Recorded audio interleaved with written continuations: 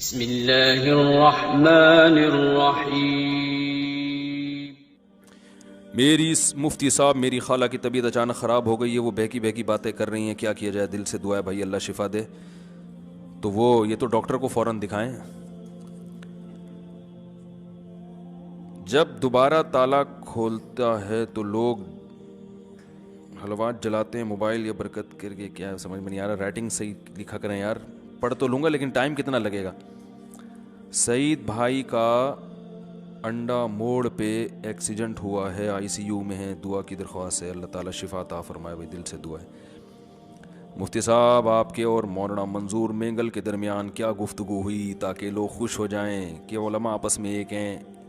بھائی اتنا کافی نہیں ہے، گئے انہوں نے کھانا کھلایا، گپیں ہوئیں، تمیز سے واپس آ گئے، ٹھیک ہے نا؟